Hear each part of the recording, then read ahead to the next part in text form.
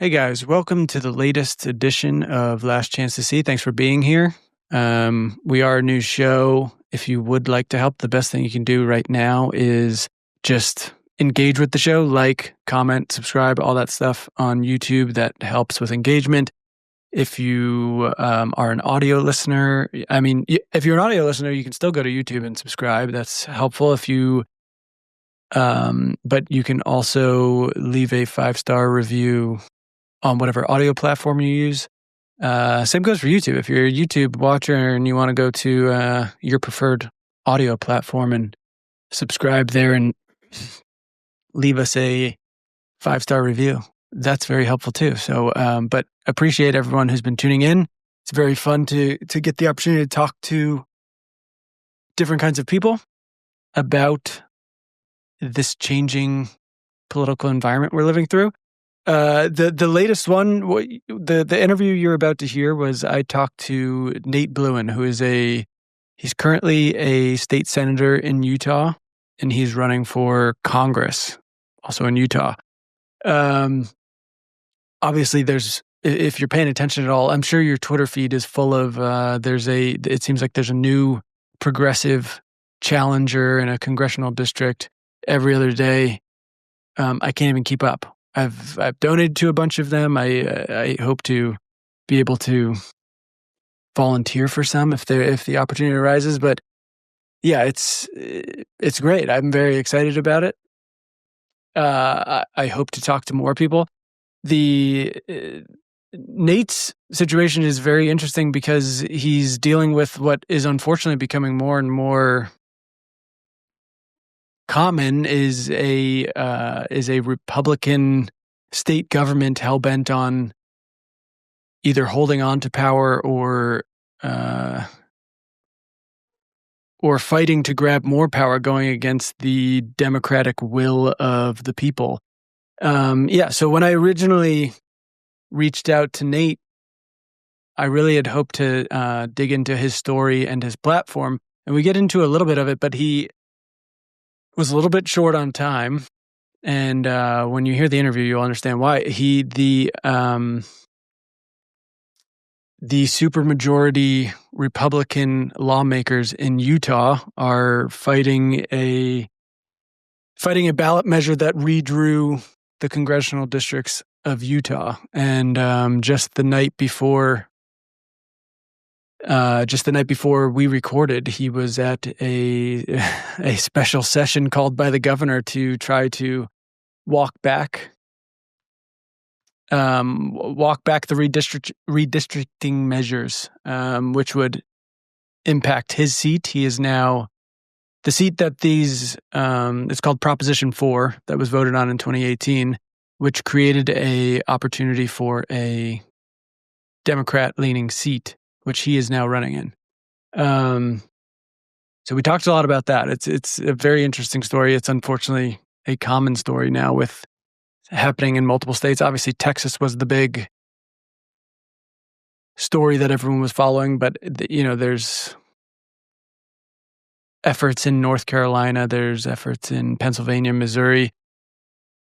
We even talked to Ryan Cooper a little bit about a very similar situation where they're trying to impact judges' decisions who are upholding these democratic decisions where people came out and voted on what they want to see. So it's a very interesting conversation. Thanks for tuning in. If you're moved by what Nate is doing and want to support, we'll put a bunch of his. We'll put where you can find him, his website, if you want to donate, or if you're in Utah and you want to get involved in the campaign. We'll have all that information in the description. But thank you guys so much for tuning in. And here's our conversation. Welcome to the show. Welcome to Last Chance to See, Nate Blouin. If you're not familiar with him, he is a current state senator in Utah, but congressional candidate in Utah right now. And he's only got a little bit of time, so we're gonna really have to jump in here. To be honest, when you first came across my feed, I really just wanted to talk to you because I've been so excited about all these. I'm sure you've seen tons of people jumping in the race with progressive platforms. It's very exciting. Very exciting to see someone who maybe was born not so long after or long before me, which is different. And we are going to talk about your platform, but what I've been seeing in this past week is crazy. What you're going through in Utah, and so maybe for everybody who's not paying super close attention to Utah politics, could you maybe explain Prop 4 and kind of this battle that's been going on, and before talking a little bit about what you went through last night? Yeah, totally. Yeah, good to be here. This is gonna be fun. So in 2018, Utah voters passed a ballot initiative called Prop 4, or kind of informally the Better Boundaries Initiative. This was about installing a independent redistricting commission so that we take the politics out of drawing political boundaries.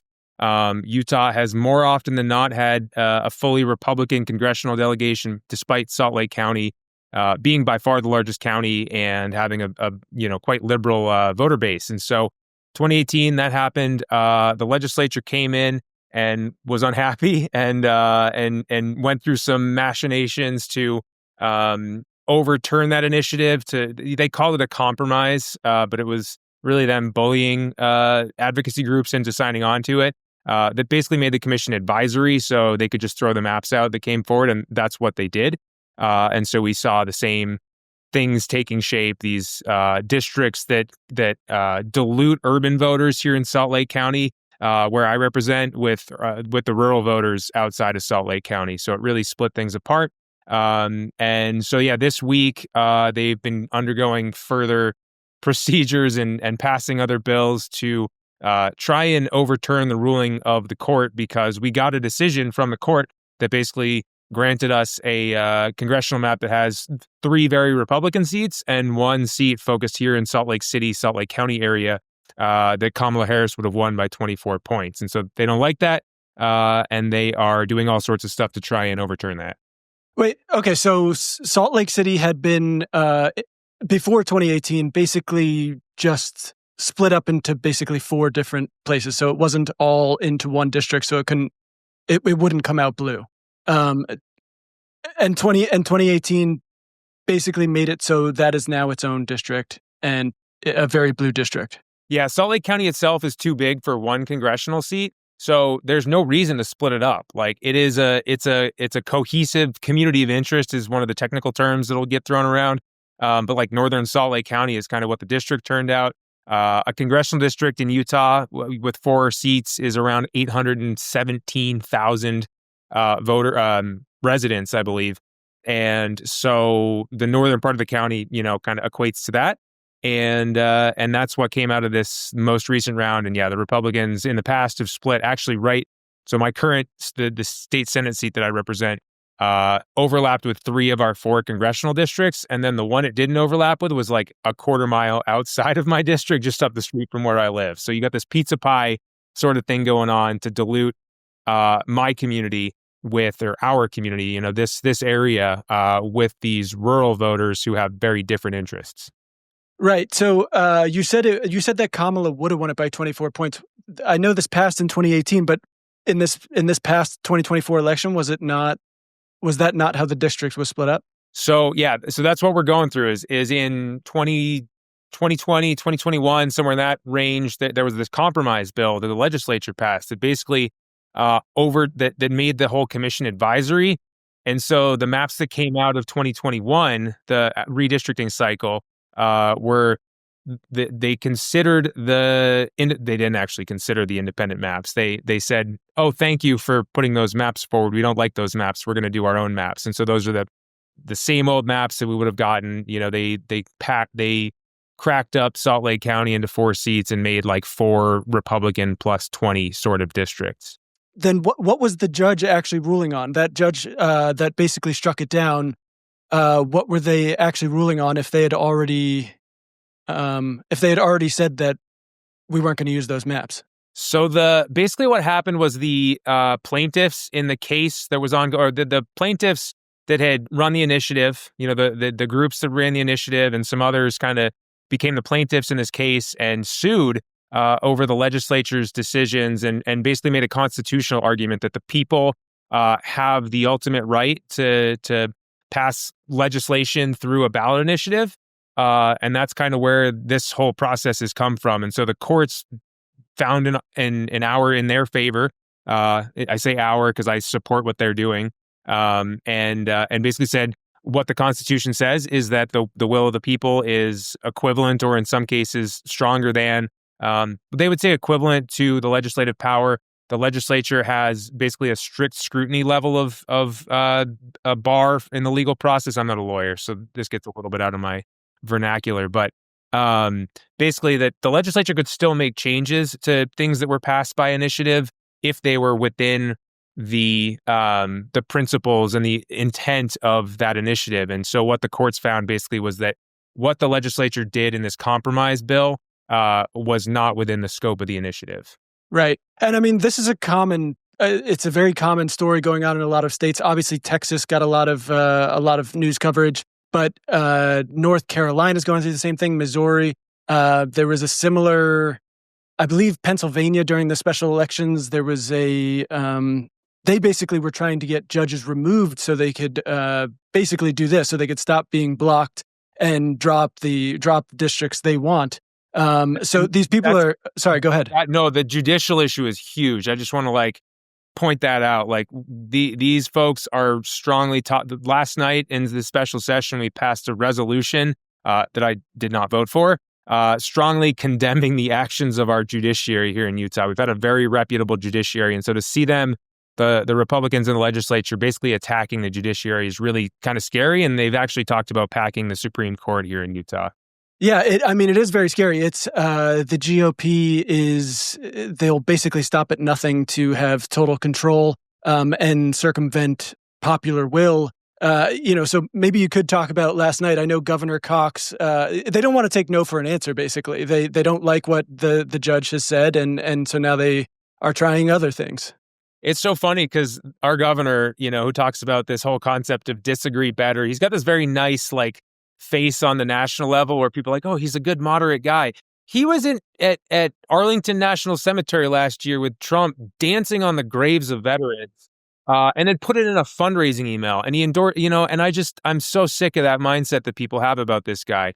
So he was doing some disagree better event with Josh Shapiro last night while the legislature was in session passing these bills aimed at overturning the rulings of the court because we're so frustrated with the judiciary that Republicans here overwhelmingly have appointed in recent years. This is their court, and these are mostly conservative folks who still disagree with the legal perspective of the legislature. So they're trying to, the legislature itself is trying to act as basically the judicial branch itself and try to overturn these rulings by changing the processes of the courts, the appeals processes, and those sorts of things. So yeah, we had a special session, passed a few of these bills to change some of the things of the actual election, the filing dates and that sort of thing, and then also go into the judicial rules. And I spoke up on one of the bills basically saying, look, this is all about protecting the power of the legislature, the power of the big donors that are running the legislature that are getting benefits back from the legislature. They don't want to see this change because they know if we elect different people, we're not going to be as friendly to these big, fossil fuel companies, to many of these other interests that are really involved here in Utah. So that's and I got shut down, gavelled over by the president last night for trying to make that point. Thank you. What we're doing here is protecting power. We're protecting the power of the legislature itself. We are protecting the power of the billionaires that are getting handouts from the state while our constituents struggle to put food on the table. We are protecting the subsidies that we give to big companies while Utahns can't afford health care. And we're protecting the power of the special interest groups who are working behind the scenes to exercise control over our daily lives while constituents are evicted from their homes and face life without a roof over their head. Bluan, it strikes me as Senator ironic Bluan, that we can Senator change the Bluan. rules. I'm asking, we have a point of order. You need to wait for the point of order. Senator McKell. I can't hear anything that he said that relates to this bill.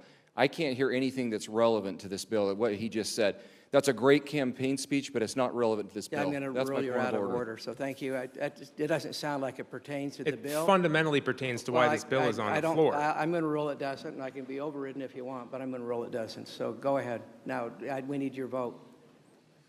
It strikes me as ironic that we can change the rules at a moment's notice to hold on to power, but we can't change the rules regardless of how desperately people ask us to positively impact the lives of the people of our state. To the bill. Senator, it fundamentally speaks to the rationale for putting this bill on the floor.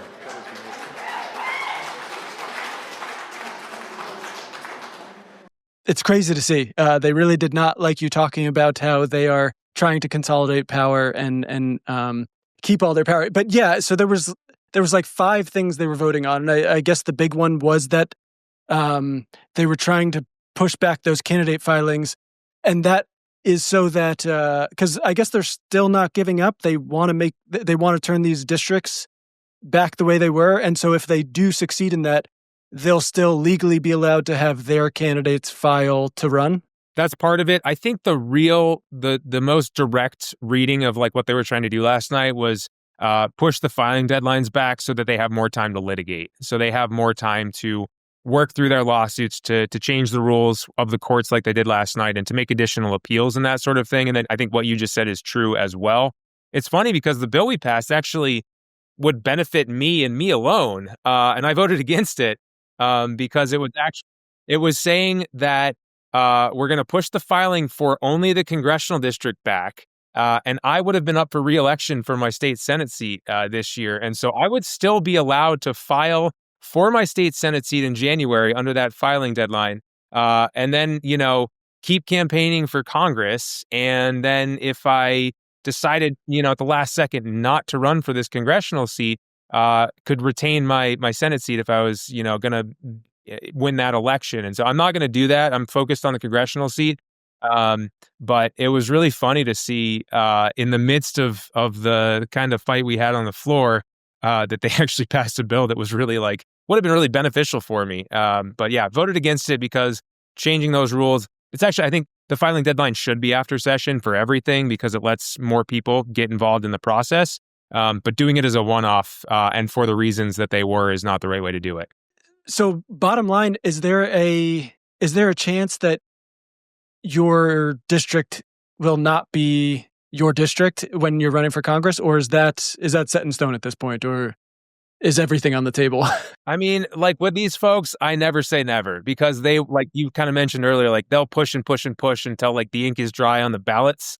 I think it's safe because the courts have been extremely clear. The district court and the Supreme Court has also already weighed in on these issues, and they, just keep appealing different pieces of it. And there's been no wavering from them about where they're going to go. So I think it's safe. I don't know, but again, I just never write them off because I see how far they're going. If they could pack the court in the interim here, they could, bring a new, convene a new special session and put on 4 new Supreme Court justices in addition to the one super conservative guy we just confirmed. Again, I didn't vote for a couple of weeks ago. And then they'd have a majority of folks that might be willing to overturn these decisions. And I wouldn't put it past them. So, I think the public outcry would be significant, I would hope, on an issue like that. But I wouldn't put it past them. And so I think we're safe barring some crazy thing like that happening. And then they can always try to appeal to the U.S. Supreme Court. But this is a state case. This isn't like Texas, where it was a Voting Rights Act issue. This is state legislation. So I don't. Again, I'd never write off the Supreme Court in its current setup, but it's hard to see that happening. Sure. Okay. So for now, you are running for, is it District 1? District 1 in Utah. Yep. Much to the chagrin of many of the, this supermajority of GOP people you have in Utah. And I believe you had some, even when you won as a state senator, I believe you had some people who took issue. I was doing a little Googling and did someone come deflate your tires after you won your state senator seat? Yeah, someone not just deflated, but like put a hole in them. I don't know what the actual, like, it was in my driveway, it was in the midst of the election. Like, I don't have 100%.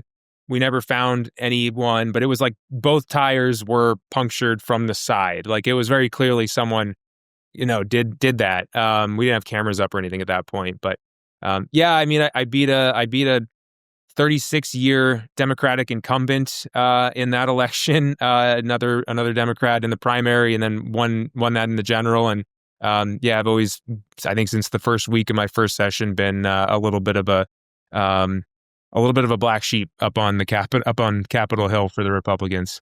Right, because that Democrat you beat was pretty. He would acquiesce to the Republican control. He wasn't much of a fighter. Yeah, he cut some deals with them on some bad public land stuff. He actually was harassing an intern too, not just one actually. there was some of that going on too. So yeah, it was time for him to go for a number of reasons. Okay, and so, but there are a number of people who have entered this race as well, right? Yep. Yep. But so your platform is pretty different from those people? Yeah, I mean, some other folks are trying to run on a somewhat progressive platform, I think, but haven't been willing to stand up and actually talk about Medicare for all, about genocide in Gaza. I mean, there's just so many issues that we need to be focused on, whether it's increasing the minimum wage or a tax policy that actually helps us pay for the services that folks need. I've got Bernie Sanders' endorsement. We've got a number of other endorsements that we've gotten or coming in. Raising money, doing a lot of hard work. And so I think people are going to find it hard to get involved in this. I think it's going to come down to myself and a former member of Congress who's been anti-choice in the past. He's spoken out against abortion. He's voted against the PRO Act, and Labor certainly doesn't forget those sort of things. And I've got those on my website as key priorities to make sure we're protecting and passing. So we feel pretty good about things. We got a really good progressive platform moving forward, and really strong campaign, and having fun out here too. Yeah. So how did the Bernie Sanders endorsement work? Did he just come across, or did you just come across his feed and they reached out, or what is that? So him and AOC came on their Fighting Oligarchy tour to Salt Lake City back in April. And yeah, I kind of pushed. I found an email for someone and was like, I reached out back then. I'm like, you guys need to come to Utah, and then they did. I can't take credit for them coming. Like, I think maybe them seeing that there was support was great. But Bernie won elections here in Utah by large margins. The caucuses we had in 2016 and the primaries we then his had. Primaries. Yeah. He won by landslides. And so he's very popular in this district. So it's really exciting to have that endorsement. And yeah, so after that, after the rally they did here, I kept in touch with his team. And then this congressional opportunity came up, unexpectedly, because we didn't expect to get such a progressive district here in Utah. And so, it came in suddenly, and I decided to throw my hat in the ring, and we kept talking to his team, and I talked with him on the phone a couple weeks ago and had a good conversation, and here we are with his endorsement. So really, really happy about that. You also have the coveted the Track APAC endorsement I saw. Yeah. What is? Did they just reach out to you? No, that's they send over like an endorsement form, like a questionnaire, and you fill that out. And yeah, I think the main thing is like not just being an unqualified supporter of everything that Israel does, right? I mean, I think to me that's a pretty low bar. Is like, maybe we shouldn't be feeding into genocide with more arms transfers, more funding, $3.5 billion a year or something, I think. So yeah, I think that's, to me, a pretty critical part of a foreign policy platform is generally straying away from funding really tragic conflicts like we're seeing over there.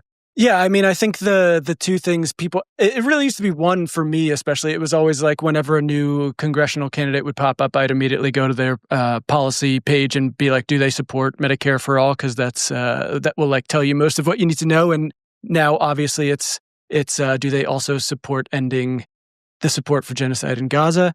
You have a huge slate of other progressive platforms. People should go check out your website to see all of that. I guess I just had I wanted to know how people have been responding to you entering the race. I'm sure there's a lot of excitement, but have you been dealing with any skepticism about your platform or anything like that? Yeah, I mean, lots of excitement. Honestly, like more so than I expected. Even things have really taken off, and people are very happy to see like an unabashed progressive who's not afraid to speak their mind and like actually just communicate in a direct way about what we believe about things. And I think that's what we're seeing across the country. So it's not surprising, frankly.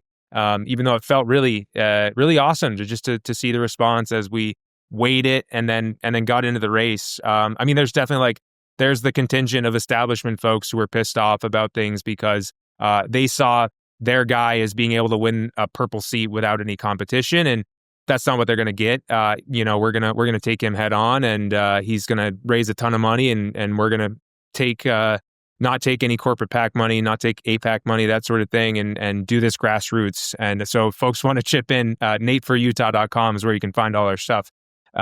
We'd love to have the support, but yeah, it's been really great. And yeah, of course there's people that are not real happy about how things are going for the establishment right now, which is exactly what we're going for. Yeah, I mean, I ask because so I've been thrilled to see all of these progressive and for the most part younger candidates throwing their hat in the ring. I think it's obviously what we need. We need to take the power back. I worry about, sometimes I talk to people and there's a bit of a skepticism or apathy maybe because I think they feel like they've gone through this before.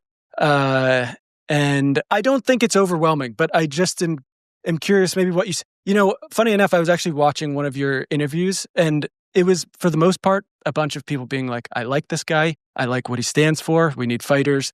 But there was just a couple of people who, one said, this guy's endorsed by Bernie Sanders. Maybe you can talk to him about getting my $350 back after his last feckless dropout campaign. And it's, another one, being Bernie backed is not a benefit to this guy. Let's not forget that Bernie bent the knee to the Democrats.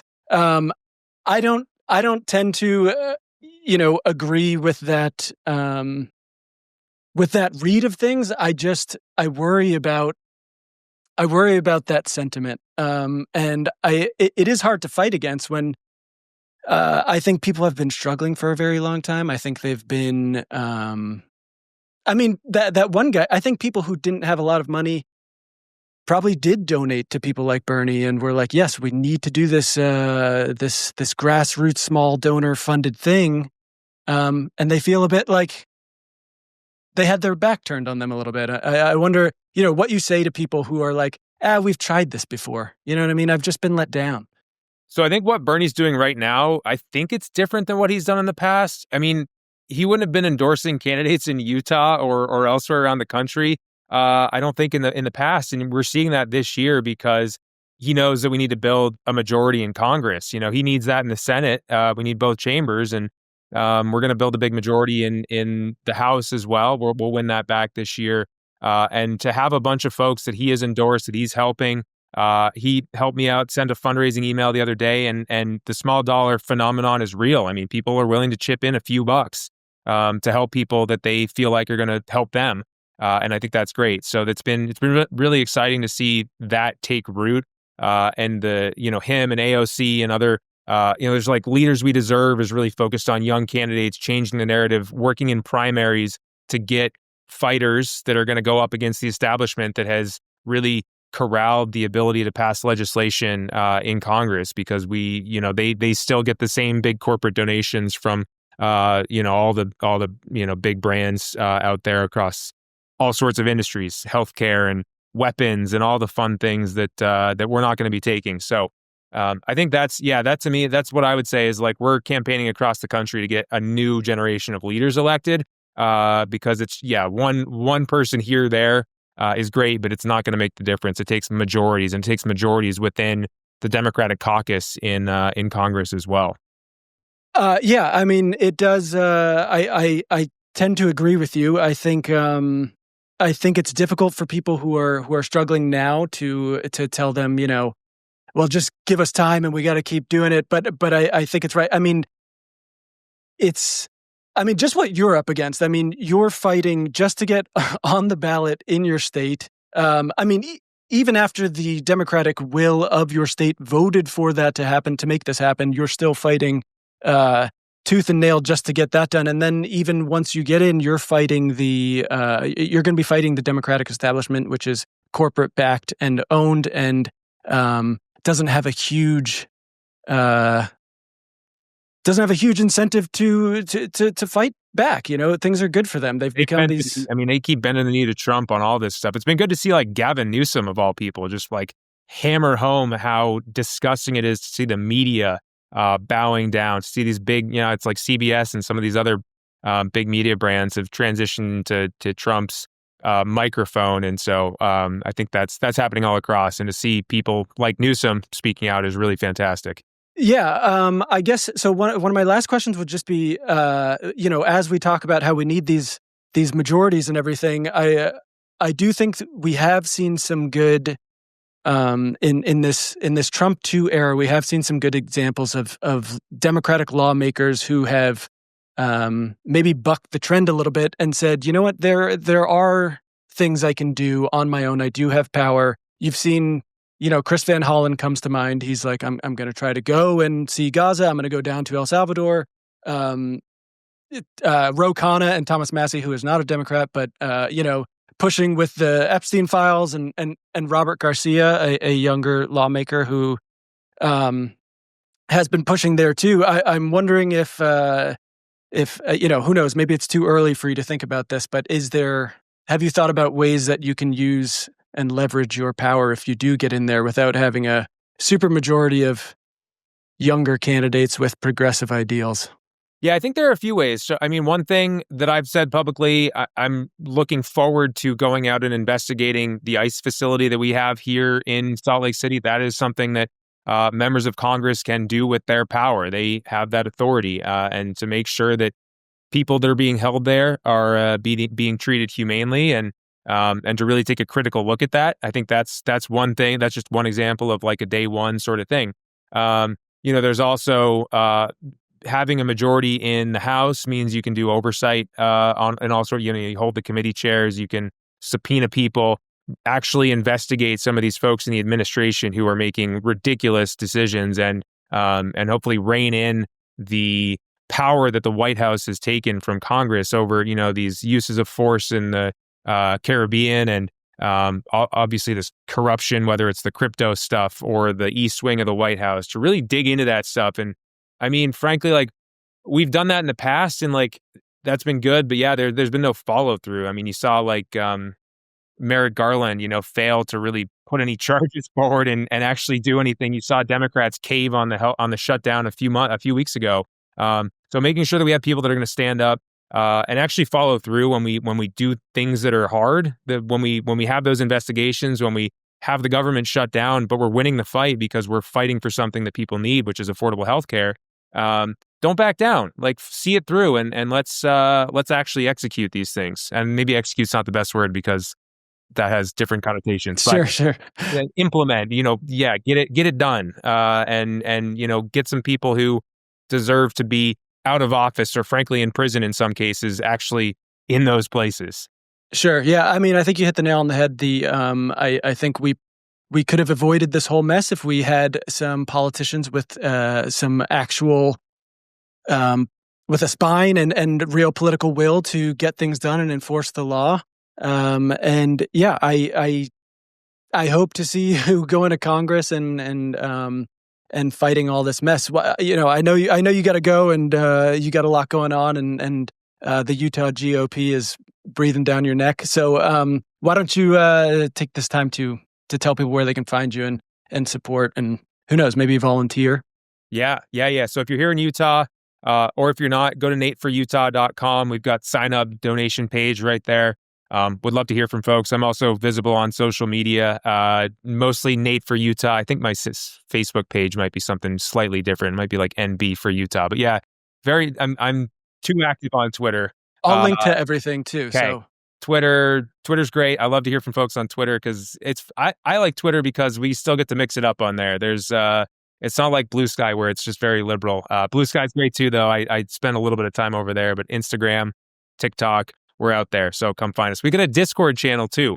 So we're gonna have some fun with Discord. If people want to get involved in that, we can get them an invite. I love this. This is the true. I've seen a lot of candidates doing the Discord thing, and there's a real push to get younger voters making up more of the electorate. It's incredible. It's fun. Like people are on there, like messaging and doing and chatting about stuff. It's really cool to see. And I try to jump in and answer questions occasionally. I think it's a good platform. I mean, I haven't jumped into anyone's Discord yet, but I remember from back in the Bernie volunteer days, I used to love being on the Bernie Slack. It's just fun chatting with people and talking about how you're going to get things done. It's very fun. It feels great to get involved. So everyone should check that out. Absolutely. Thank you. Thanks, Nate. Appreciate it.